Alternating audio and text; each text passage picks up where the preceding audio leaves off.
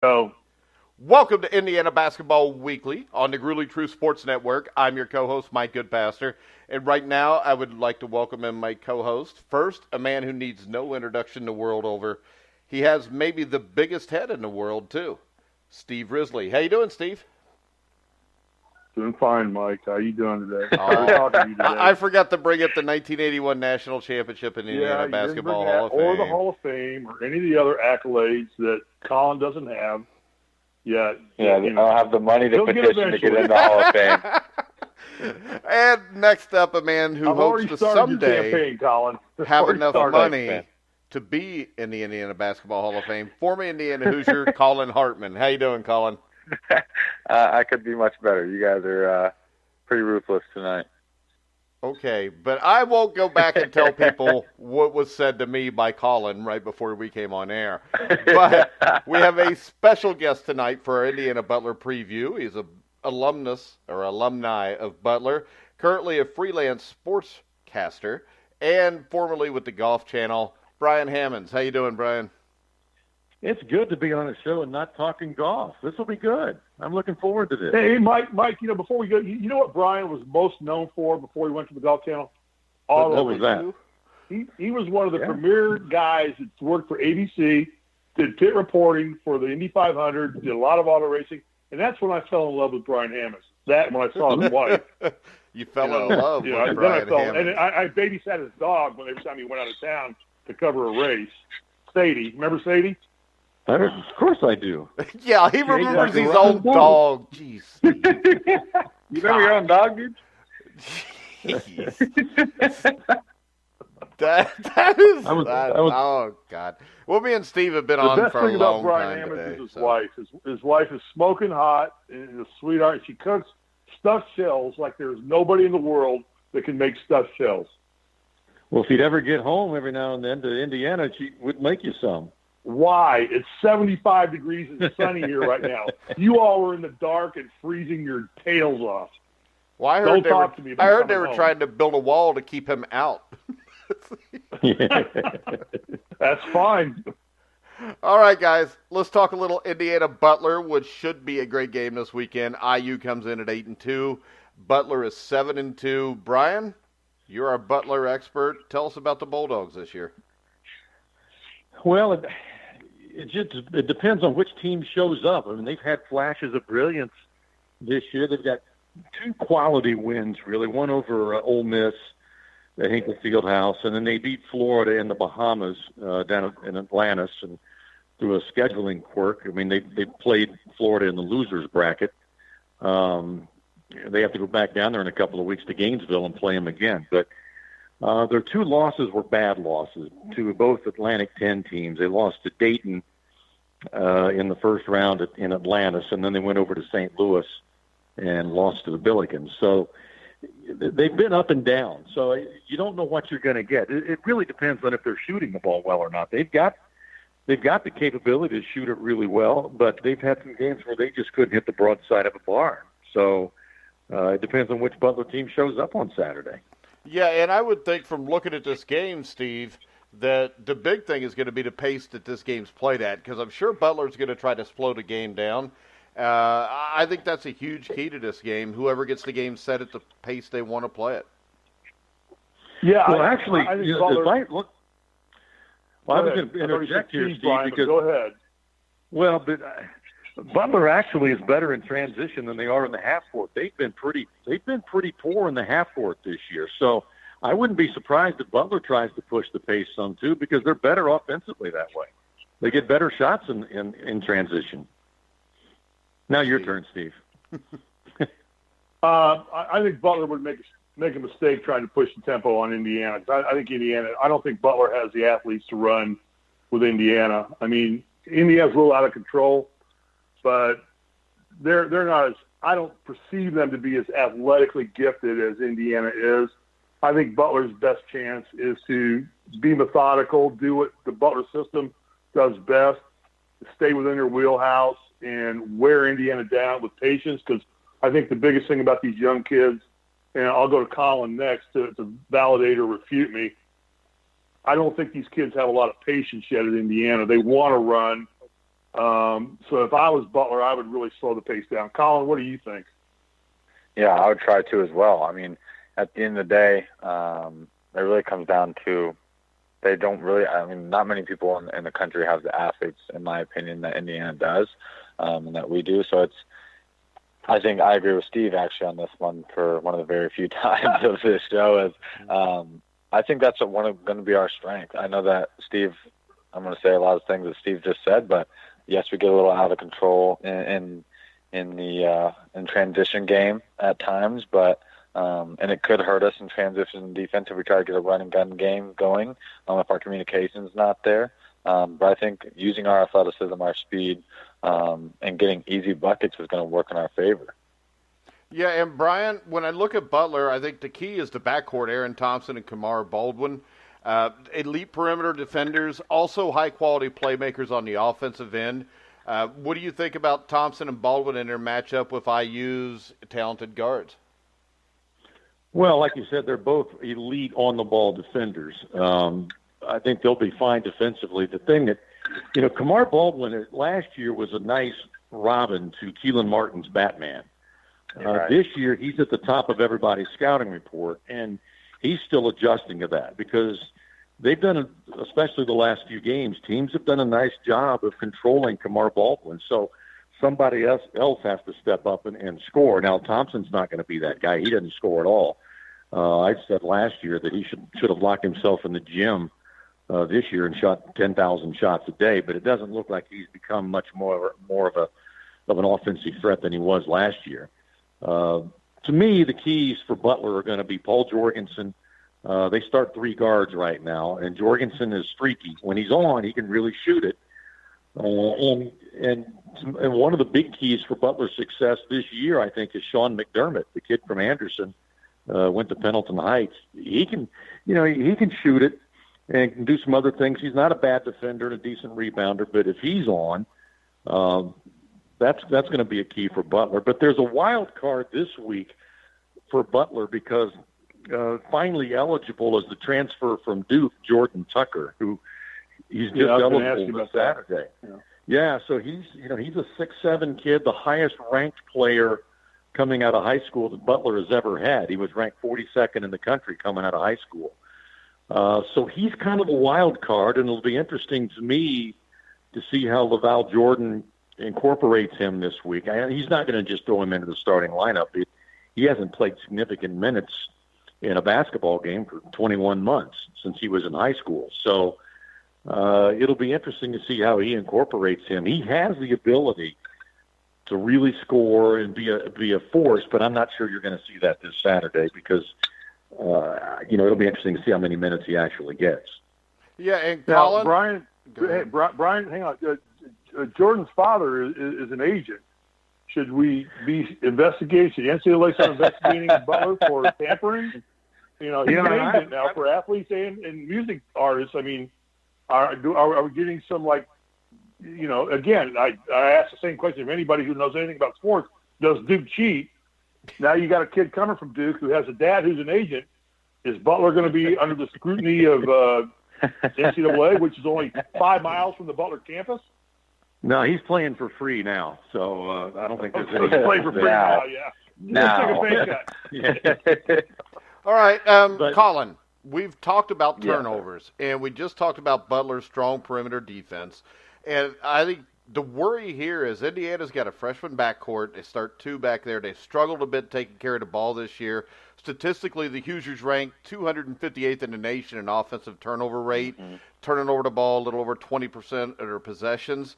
And Butler is in the top 75 in the country in causing turnovers.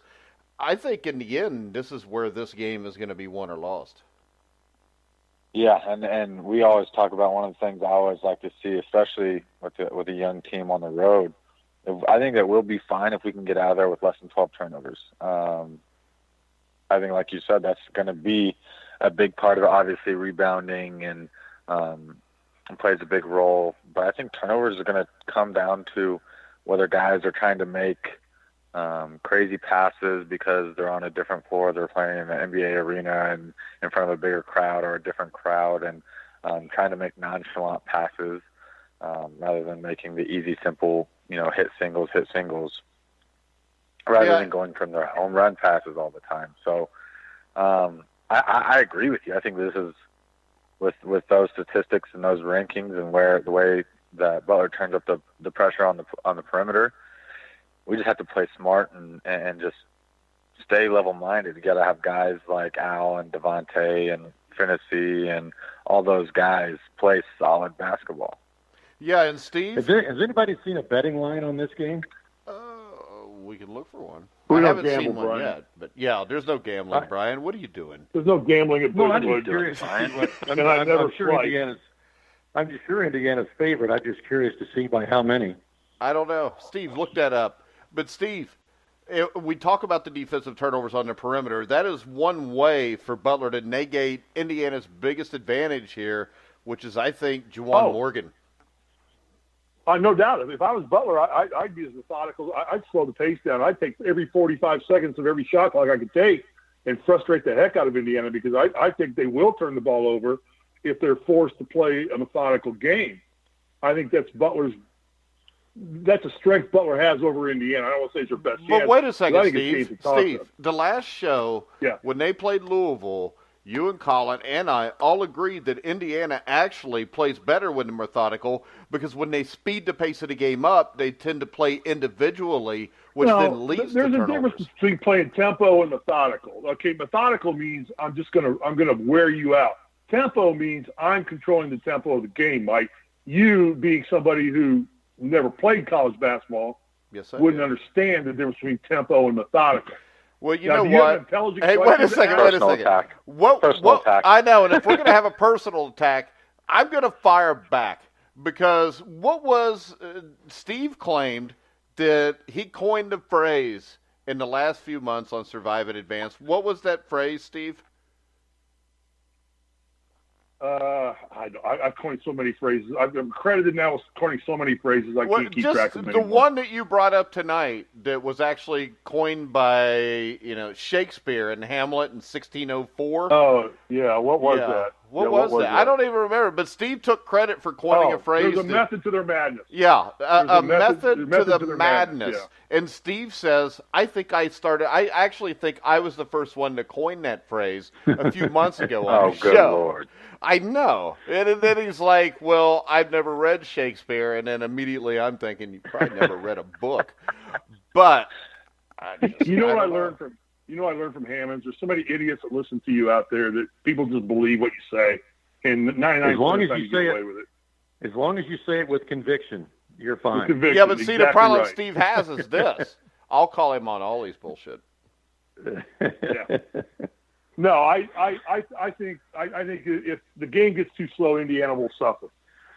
I'm telling you this, though. The pace Indiana wants to play at. Yeah, but if you slow the game down, you get the ball to Morgan. You can control the game with your inside. And to me, I've watched Butler a couple times this year, and I don't get this being the same Butler team that we saw 4 or 5 years ago. No, but they really do struggle late in the shot clock, because there's only one guy really on that team that can create a shot, and that's Kamar Baldwin. And he's going to, it's not going to be easy creating a shot for Kamar against Indiana. So they really struggle late in the shot clock to get a good shot. That's why they're better in transition. Now, I agree with you. If they go out and try to run with Indiana, they might get run out of the gym. But they've really struggled in the half court. And I think, for me, I just think they need more paint touches to kind of open things up a little bit. But that's not going to be easy for them to get either. So we'll see. How's Butler's inside play, Brian? How's Butler playing inside? Well, they really haven't gotten – well, it's Butler's weakness too. They haven't gotten much out of Nate Fowler, their senior this year, 6'10" senior from Cincinnati. But the kid that's really been playing well, and I'm happy for him, is Joey Brunk from Southport High School. He redshirted his freshman year because his father passed away from a brain tumor. I played with his dad. I knew Joe. Joe and I played together. I knew him well. Good man. Yeah, and Joey's a good kid, and he's playing really well. Now, he can't stretch the floor like Fowler is. Well, Fowler's 0 for 7 from 3 this year, so he hasn't stretched it much. But Brunk is more of your traditional center. But he can score inside. So He's playing better this year than Fowler is, although Fowler's still starting. But inside play is not a strong suit for Butler. Now, Collin, one good thing about it, both of those guys are good passers, though. So if they do get some paint touches, they can get the ball out to shooters on the perimeter. But to me, I think they need more paint touches to open up better shots. But that's just me. Steve? Collin? No. Yeah. Well, I think with those guys being good post passers, but them not being necessarily post scorers, they're not a scoring threat that much, and we're more worried about kicking out.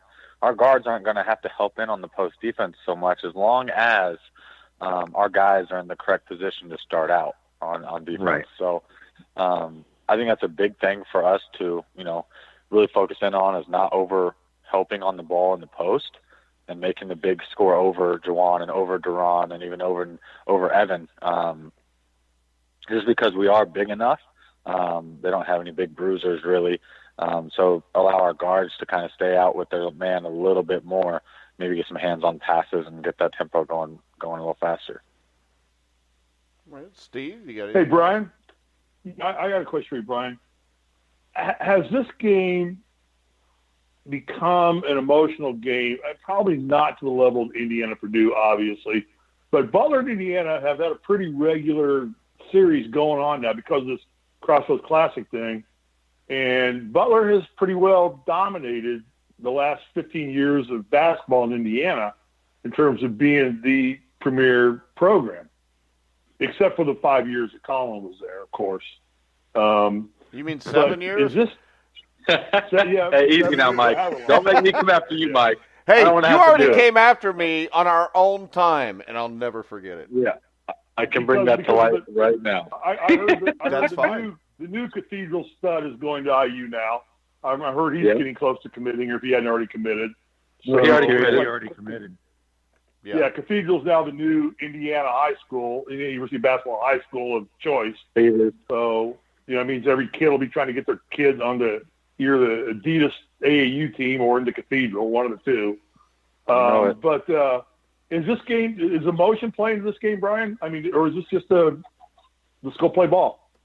No, I think it's a nice rivalry. I mean, it certainly is for Butler because every time they play an Indiana or Purdue, those in-state, powerhouses, it's a big deal for them. Because the weird thing is Butler can't get Indiana kids. They all go to IU or they go to Purdue or so all of Butler players, with a few exceptions, are not even from Indiana. So it's a big deal for Butler to play Indiana, and they've had good success against IU in this event. They beat them when they were number one in the country. I remember that one. So it's a big deal. I mean, I just wish that they get a chance to play Notre Dame too, but we know why they can't because IU and Purdue would play 3 times, and they can't have that happen. So. Yeah.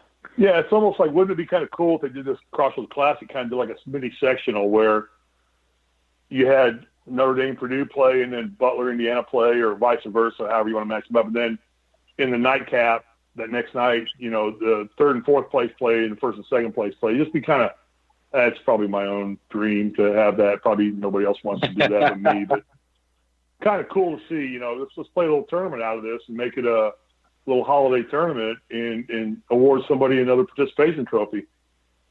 Yeah, you could make it nice. You could have a nice tournament here to throw in Valpo. You could do it over Saturday and Sunday. And Fort Wayne. Nice tournament, yeah. Indiana State. I'm in. Indiana, absolutely. I'm in. Who's the 8th team? Yeah, that's good. That could be kind of cool. Yeah. Yeah, Southern that would be Indiana. kind of cool, actually, to do it Saturday and Sunday and play 2 games on Saturday, then play 2 games on Sunday, and everybody plays everybody every year. How fun would that be? We could give them That'd be great.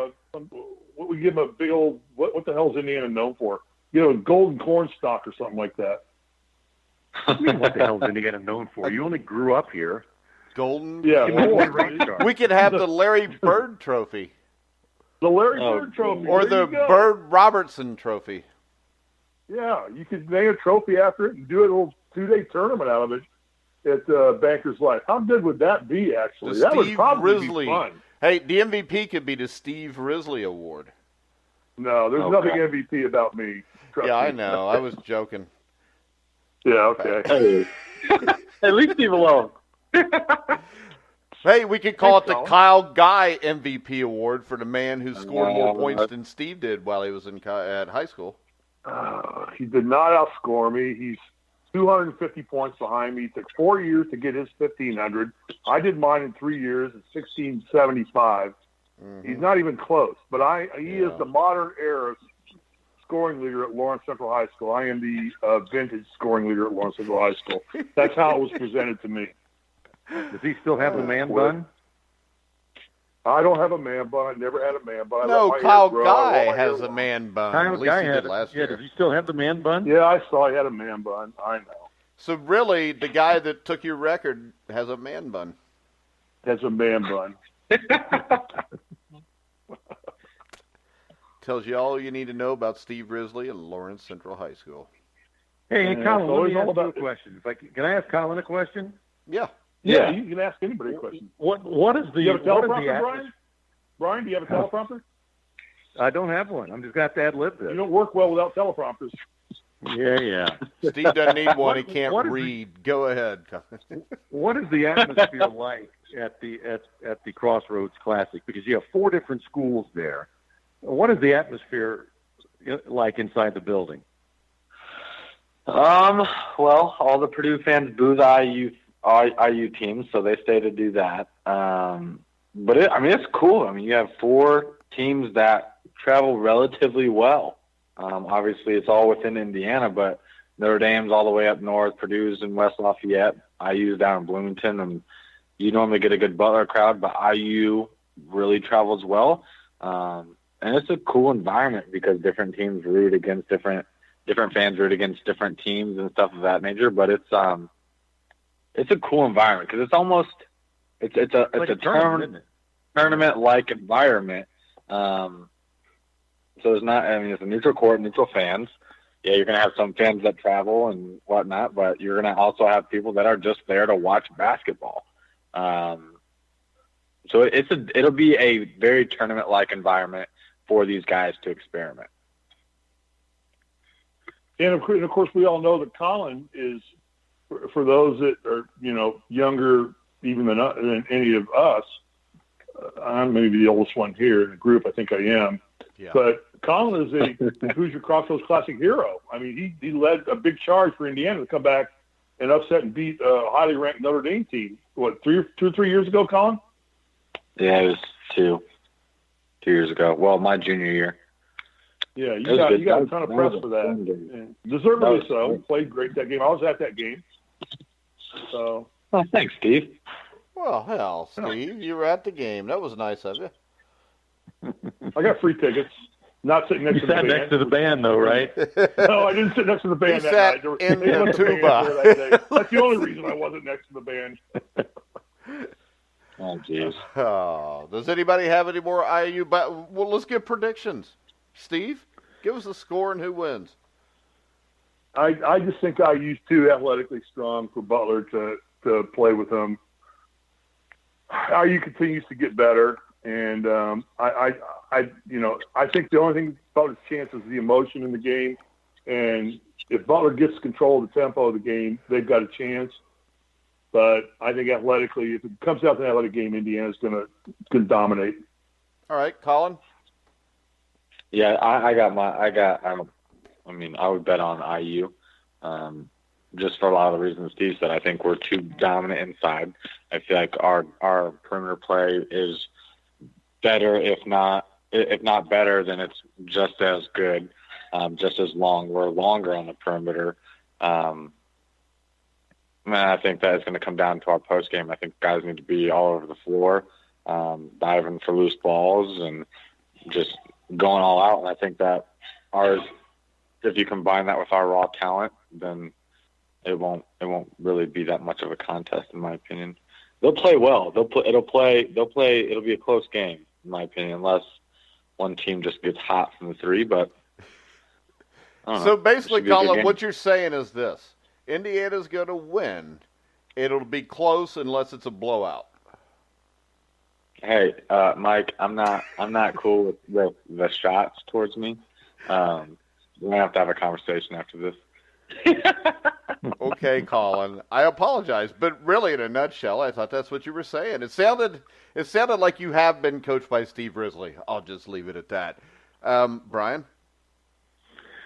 Well, the other day, Butler shot 17 of 32 from behind the arc. If they can shoot it like that, then Butler has a good chance to win. They haven't shot it like that every game. My guess is they won't shoot it like that against Indiana. I think the Hoosiers win by 12. All right. I like Indiana, too. Brian, what have you been up to lately? Well, are you asking me about the CBD oil stuff? Whatever you've been up to. This is your chance to plug away. Steve knows this because we've talked, but I kind of stumbled onto CBD oil. I was broadcasting the Bridgestone Invitational a few months ago in Akron, and I'm at dinner with a bunch of former PGA Tour players, and one of them mentioned, you know what, I used to take 12 Advil a day because of all the chronic pain that he has, until somebody introduced him to CBD oil, and he hasn't had an Advil since. I thought, oh, that's cool. I didn't think much about it. 2 days later, I'm home. I'm having lunch with a friend of mine whose daughter is an Olympic gold medal gymnast, and he's talking about CBD oil and what it's done and this and that and the other, and he gave me a sample bottle. Well, I'm lucky. I don't have any aches and pains, so I gave it to my mom, and she's 79 years old, bad hip, bad back, sciatic issues, all kinds of. And within a few days of taking this, she went from not being able to vacuum a room in her house without sitting down because of the pain to walking the Indiana State Fair pain-free. So that got my attention. So I started doing all this research and looking at this product, and I got another sample for another friend of mine in his mid-60s who's in pretty bad shape. And he calls me 2 days later and says, how do I get more of this stuff? I feel great. So I got involved with this company called Zalise Ultracell, and it's been phenomenal. They've just recently introduced a topical cream that it eliminates pain faster than you can imagine. We were at a marathon, the Circle City Marathon recently, and we give people a little sample of it, or they just put it on whatever hurts, and they'd come back 5 minutes later and want to buy a jar because it was better like that. So it's phenomenal. Scientifically, it's the best in the world. If anybody out there, if any of your listeners are interested, want to try it or sample or learn more about it, they can go to Zalise, ZILIS.com, or email me, Zalise, ZILIS .BHE@gmail.com, and I'll send you a sample. It's awesome. I mean, I don't have any aches and pains, so I can't tell you what it does, but I've just seen what it's done for my mom and other people that we know, and it's been phenomenal. I've got Hall of Fame golfers using this stuff now, and they swear by it. All right, Steve, any questions? Yeah, two points there. One is he passed it out at the Circle City Marathon, and of course, all the people that took it got disqualified for failing a drug test. No, there's no THC. Come on, zero Steve. THC. And so now, number two, he now has his mom mowing his grass and washing his cars and walking his dog every day now. So, there are other benefits to this CBD thing. So I got to get some for my wife because she's out walking my dogs and everything right now and things like that. So, Brian, you need to send me some more samples. Absolutely. No, it's good stuff. Again, you can contact me at zalise.bhe@gmail.com, and I'll be happy to send you some samples and take care of it. Brian, I'll say there is no drug testing. And this is all legal, right? I mean, this is not like no. It's completely legal. It's completely legal. There's 0.0% THC. In fact, there's Division I athletes taking this. There's FBI agents. There's pilots. I mean, there's no drug test issues at all with this product. So it's completely legal. The only reason you didn't have to use legal, FBI agents and NCAA players, Division I players, in the same sentence. Why? Sorry it about happens that. all the time. Hey, but Duke didn't do anything wrong, so.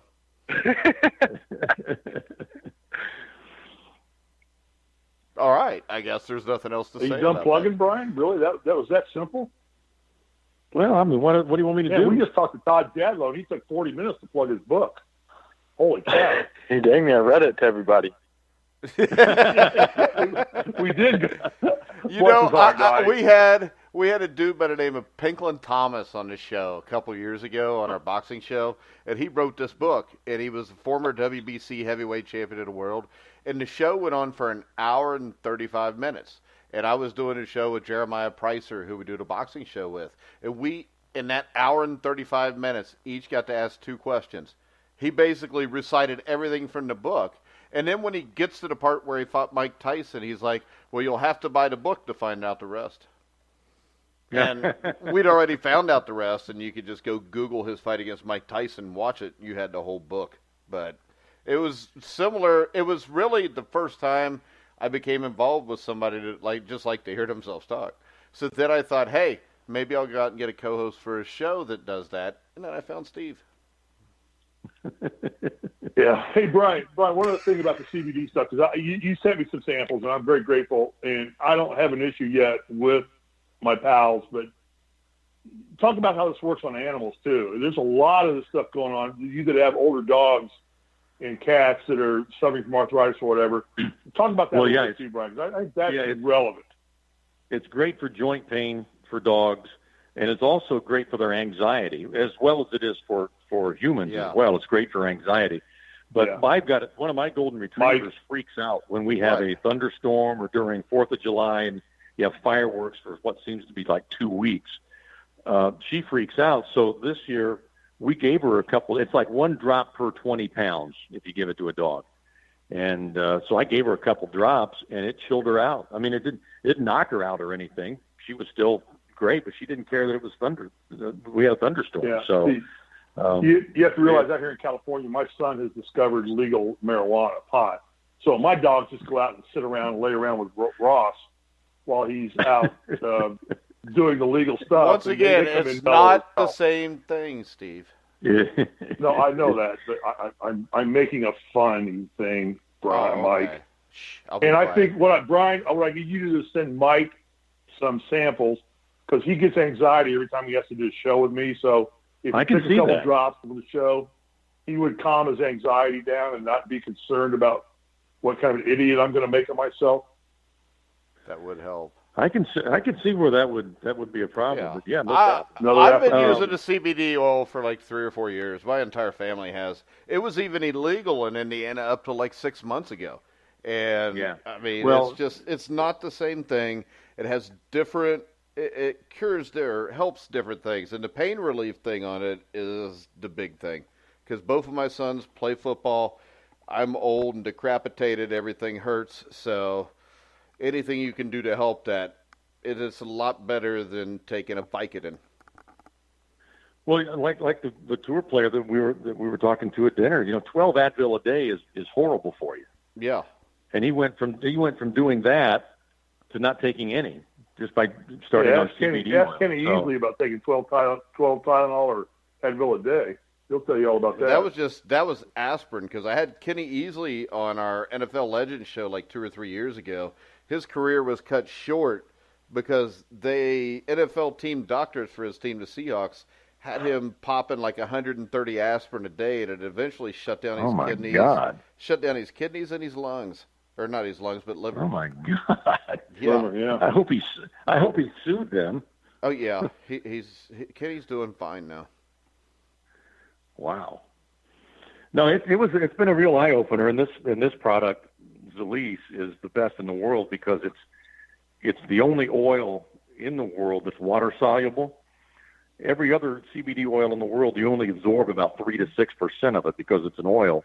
This patented process makes this water soluble, and in a Mayo Clinic test that substantiated it, you absorb 94% of Zalise Ultracell, which is unheard of. Brian, what you're trying to say is isoosmotic. I sold pharmaceuticals for 25 years. I know about isoosmotic. Well, yeah, maybe that's a fancy way to say it. I'm just telling you that you absorb more. That's all I know. Well, Steve, Hamlet or Shakespeare got a lot of quotes from Steve. So that's how good Steve is. That's how old Steve is. But you want to give everybody where they can find Zelis again? Yeah, you can go to zelis.com if you want to learn more information, or you can just email me at zelis.bhe@gmail.com and give me your address and whatever, and I'll send you a sample, because the sample size is 1 week size bottle, and 8 out of 10 people feel results in those 7 days. And many, like my mom, in the first 24 to 48 hours. So give it a try. All right. Collin, any final words? Go Hoosiers. That's about all I got. All right. Very well said. Steve, I bet you're going to say more than... Yeah, I got an important question for everybody as I'm sitting here right now. Chiefs or Chargers? I'm watching the game right now. Hopefully Brian, Chiefs or Chargers? Chargers. Okay. No. I'm going to take that back and go Chiefs. I'm going Chiefs. I like Pat Mahomes. It's in Kansas City, right? Yeah. Yeah, I'm going Chiefs. I would go Chargers if Melvin Gordon's not playing, but he's not now, so I changed my pick, Steve. So you're going Chiefs. Yeah. I hope That's good, because halfway through the first quarter, Chiefs are up 7-0. That don't mean nothing. It's halfway through the first quarter. But thanks for the score update. Brian, any final words? No, I go Bulldogs. I'd love to see them win. I just don't. I don't see it unless they shoot the lights out. All right. Well, that's how Steve used to shoot, was with the lights out. All right, guys. Remember, Steve never got to shoot. You can go to thegrillingtruth.net, hear the interview we did earlier tonight with Todd Jadlow, Steve Risley, about the 30 for 30 with Bob Knight. Also, a little bit about Todd Jadlow's career, what he's done since his career. So make sure you check us out there. Tomorrow, Friday, we will have Survive in Advance with me and Steve, where we pick all the NFL games. We'll have as a guest tomorrow the founder of the Naps All-American Game, Peter Coleman. Next Monday, we'll have the Panic Monday with Anthony Cervino. Tuesday, college basketball with Brian Ralph. Wednesday, Oliver Luck, XFL Commissioner. And then next Thursday, the Nigerian Nightmare, Christian Okoye, will be with us. So make sure you check us out at noon every day, Monday through Friday. You can hear all of our shows on Spotify, iHeartRadio, iTunes, TuneIn, Spreaker, Stitcher, wherever you find sports podcasts. You'll find The Grueling Truth. So, for what, Steve? Jeez. Are we doing a post-game show after the Indiana Butler? Are we doing a post-game show after the Indiana Butler game? Yeah. Collin? Yeah. Are you going to the game, Collin? No, I'm not. You're not going to the game? You live in Indianapolis. Good Lord, Steve. If you want to go to the game so damn bad, move back to Indiana. Yeah. Collin's mom won't let him use the car that day. He's grounded. I'll be watching it at 9 o'clock in the morning, laying in bed while you guys are all, then get out and go to the pool and clean the pool and swim. All right, don't drown. Yeah. All right. Can I wrap the show up now? So do we have a show after the game? Are we doing a show after the game? Yes, we're doing a show right after Indiana Butler, just like we do after every game. All right. Well, I just, want to throw that out there. All right. Can I wrap the show up now, or are you going to interrupt me in the middle of it? I don't know. I'll think of something here. All right. So, for Brian Hammons, Collin Hartman, the second leading scorer in Lawrence Central history, Steve Risley, I'm Mike Goodpaster. You've been listening to The Grueling Truth, where the legends speak.